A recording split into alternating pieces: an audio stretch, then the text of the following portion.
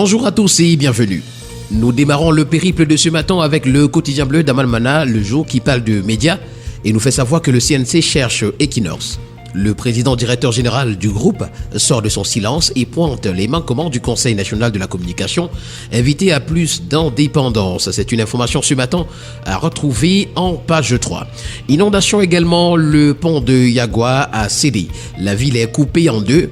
Les eaux continuent de monter et la digue du Logon dans le village Mélo, dans le sultanat de Mpous, menace aussi. Voilà donc autant d'informations à retrouver ce matin en parcourant les colonnes du quotidien bleu. Le quotidien Le Messager, pour sa part, s'intéresse aux inscriptions sur les listes électorales. Elecam et Verido sont à la barre. Maurice Kamto accuse l'organe en charge de la gestion du processus électoral et ses partenaires techniques allemands de manipulation grossière du fichier électoral.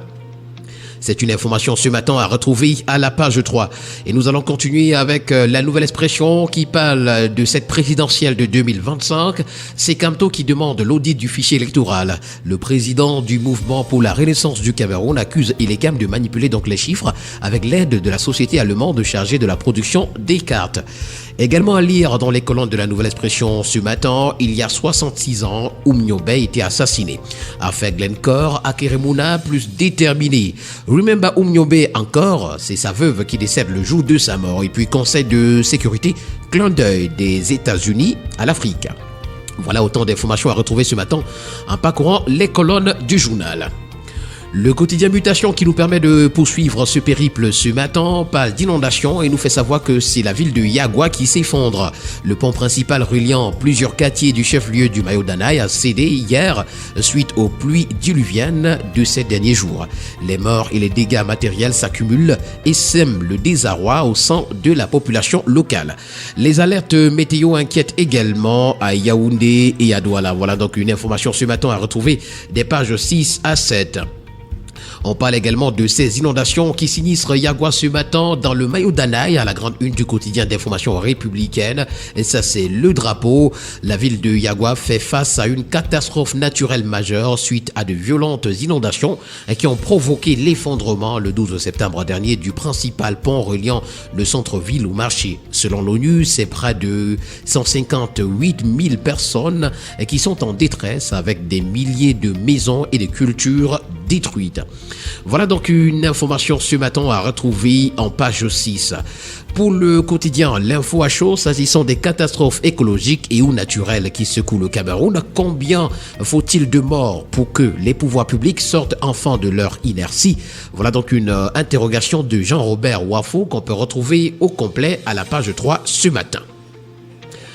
Nous parlons de toute autre chose ce matin avec le quotidien Vert Émergence. C'est d'ailleurs l'affaire Glencore qui est présentée à la grande une. Akeremuna tire à boulet rouge sur la SNH en page 3. Coupe du monde féminine U20, c'est le Cameroun qui est éliminé. Et puis entreprise, l'outil de production se dégrade. Nous continuons ce matin avec le quotidien L'économie qui parle de projets de développement et nous fait savoir d'ailleurs que c'est la BDA qui sollicite à nouveau des financements auprès de la BIAC. Yvonne Sanabangui, gouverneur de la Banque des États de l'Afrique centrale, a échangé donc à propos avec Dieudonné Mvumeku, président de la Banque de développement des États de l'Afrique centrale. C'était donc le 11 septembre 2024. De nouveaux axes de coopération en vue entre les deux institutions. D'ailleurs, c'est à retrouver ce matin à la page 3. Le quotidien Nouvel Horizon, pour sa part, nous amène dans la ville balnéaire de Kribi. L'histoire s'écrit en grand, nous renseigne le journal. Le 12 septembre 2024, le port autonome de Kribi a franchi une étape historique avec l'accostage d'un navire de 715 mètres, concrétisant la vision ambitieuse du président de la République, Paul Biya, et la direction éclairée de Patrice Melom, propulsant le port au rang de hub logistique international. Conjoncture économique pour sa part revient dans l'affaire Glencore. Ouais, mystère incompétent, mais cependant, c'est Yaoundé qui rassure. Pour le quotidien Econews, on parle de coopération financière. La clé de l'essor de la CEMAD nous est présentée ce matin dans les colonnes du journal. Et puis, à son autre une, c'est l'affaire Glencore qui revient. Le voile se lève sur un scandale pétrolier, mais les ombres persistent, d'après le quotidien Econews. Mais Presse pour sa part, s'intéressant à l'école normale supérieure de Marois, nous parle de recrutement en masse des apprenants.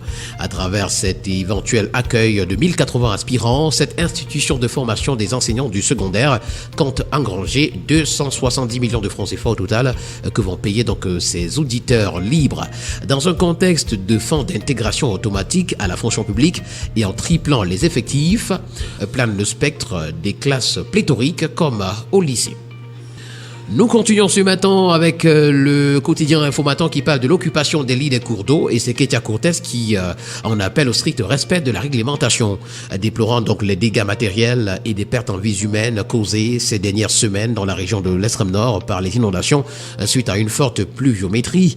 La ministre de l'Habitat et du Développement urbain, dans un communiqué le 12 septembre, invite les maires à sensibiliser les populations afin de prévenir donc les catastrophes. Pour la voix du consommateur ce matin, c'est Jean-Ernest Masséna-Galé-Bibié, un ministre qui est à l'écoute des usagers.